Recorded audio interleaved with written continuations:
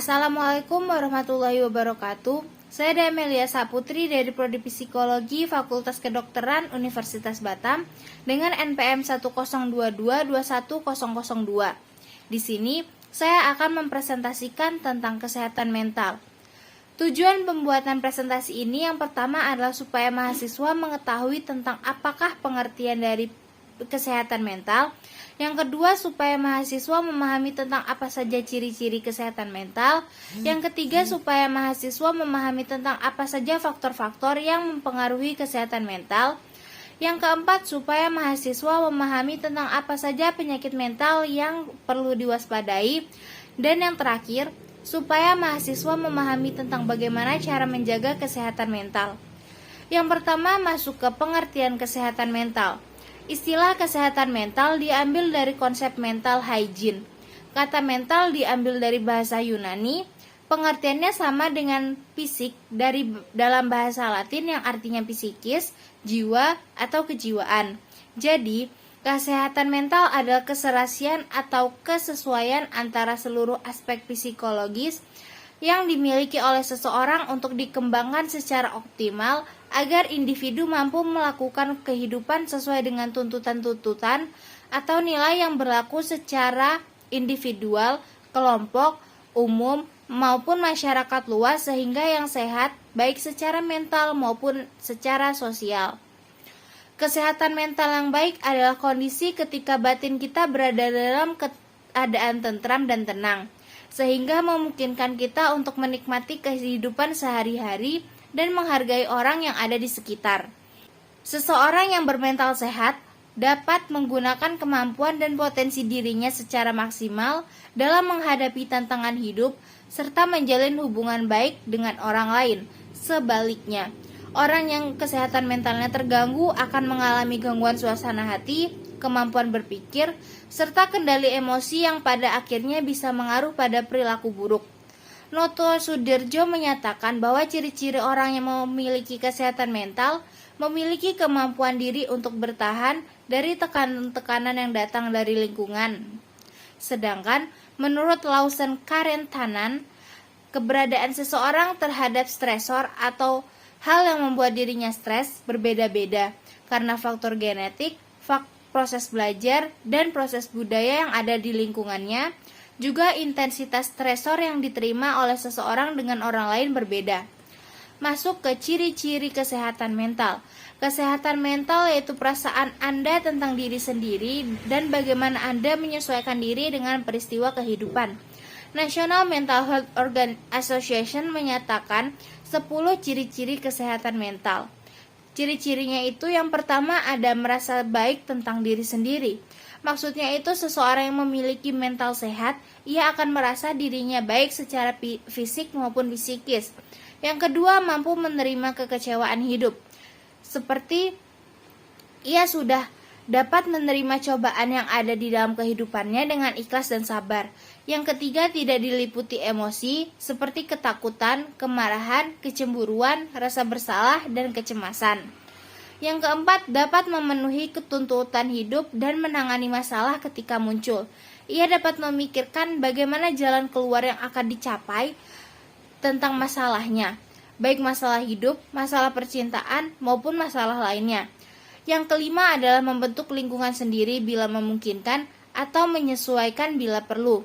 Maksudnya ia mampu untuk menyesuaikan dirinya dengan lingkungan sekitarnya. Atau bila memang tidak bisa, ia dapat membentuk lingkungan baru agar ia tetap merasa aman dan nyaman. Selain kelima itu, masih ada ciri-ciri lainnya. Yang keenam yaitu memiliki hubungan pribadi yang langgeng dan memuaskan.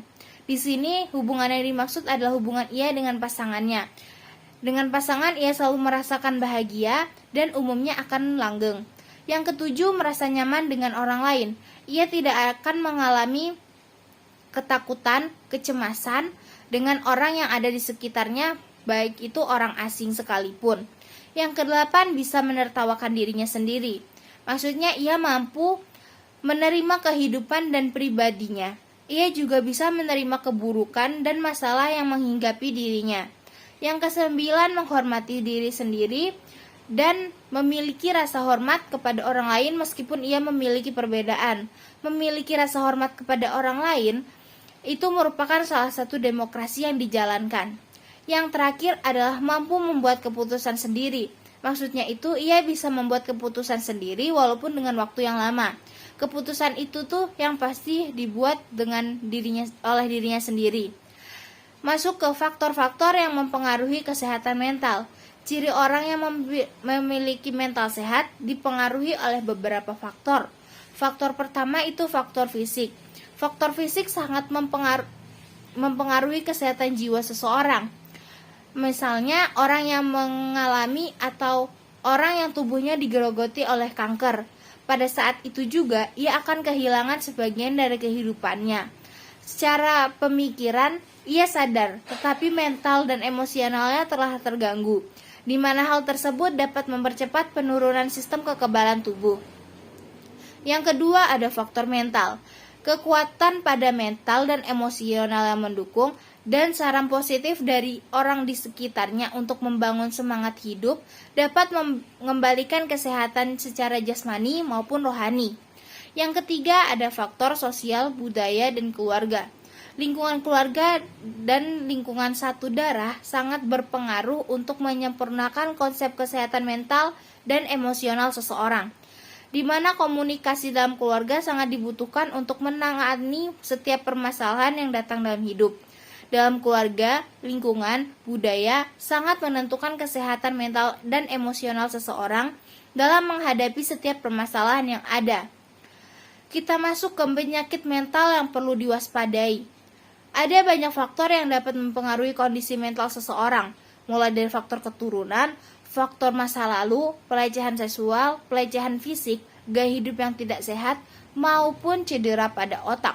Berdasarkan gejalanya, penyakit mental dibagi menjadi dua, yaitu psikotik dan non-psikotik.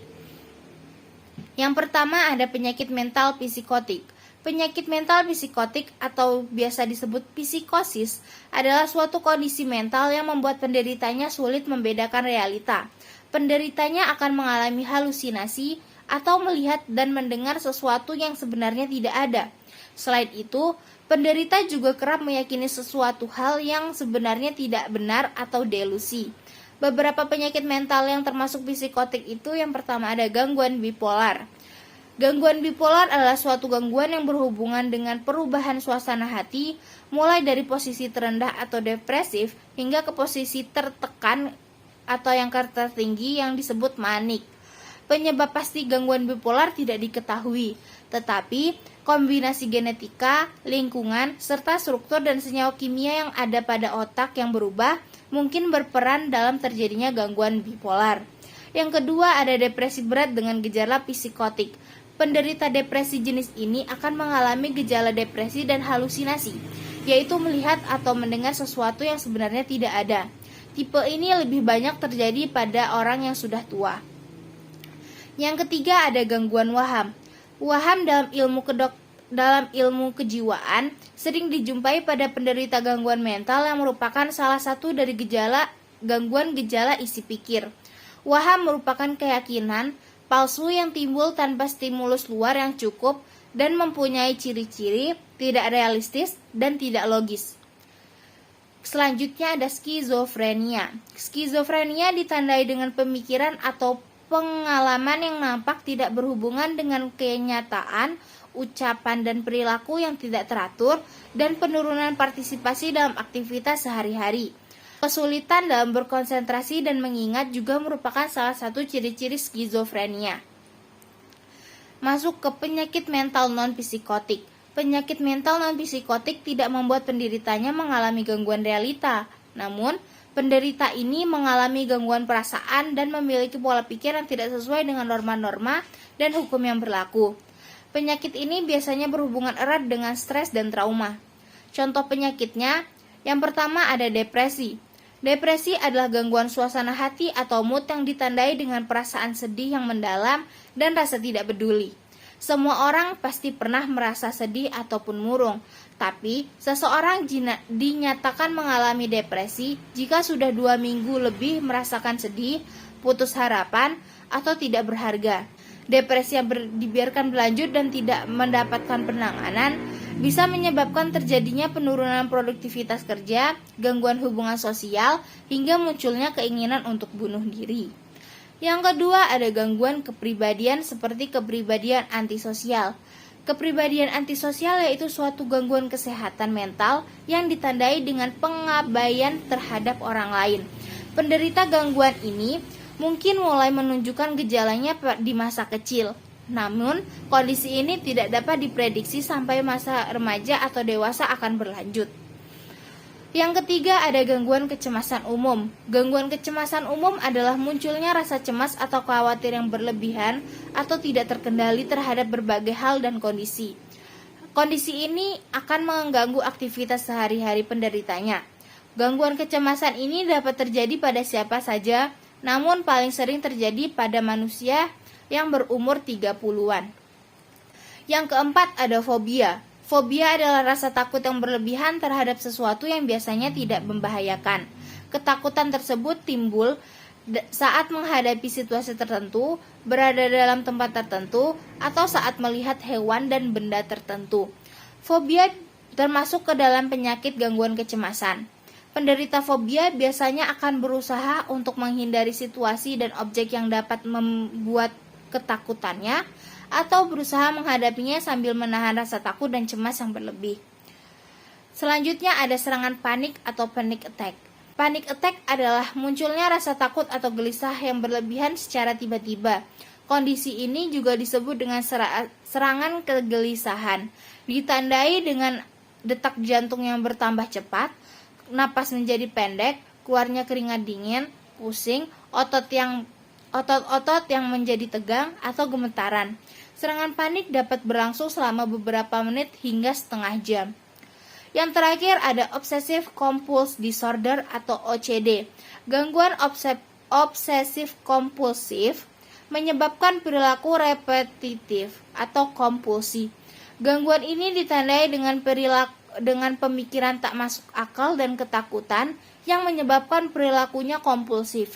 OCD sering berpusat pada suatu motif, misalnya takut terhadap kuman atau kewajiban menata barang tertentu dalam suatu pola yang sudah ia pikirkan. Gejala ini biasanya dimulai bertahap dan bervariasi sepanjang hidup. Yang terakhir masuk ke cara menjaga kesehatan mental. Agar dapat beraktivitas dan berinteraksi dengan baik dalam masyarakat serta terhindar dari penyakit mental, penting bagi kita untuk senantiasa menjaga kesehatan mental. Berikut ini adalah panduan umum untuk diterapkan agar kesehatan mental terjaga. Yang pertama adalah hargai diri sendiri, misalnya dengan tidak membandingkan diri dengan orang lain. Yang kedua, temukan cara terbaik untuk diri sendiri. Untuk mengelola stres, kita dapat melakukan berbagai hal, misalnya dengan menulis buku catatan, berjalan-jalan, berbincang, ataupun melakukan deep talk. Yang ketiga ada terapkan pola hidup yang sehat, misalnya konsumsi makanan sehat, rutin berolahraga, dan istirahat yang cukup. Yang keempat, usahakan untuk selalu melihat sisi positif dari suatu masalah. Yang kelima, kembangkan potensi yang kamu miliki atau coba hal-hal baru yang belum pernah dilakukan. Yang keenam, lakukan hal-hal yang buat kamu bahagia. Selain itu, ada juga yang harus dilakukan, yaitu perlakukan dirimu seperti kamu memperlakukan orang yang kamu sayang. Selanjutnya ada syukuri segala hal yang dimiliki agar dapat menerima dan mencintai diri sendiri.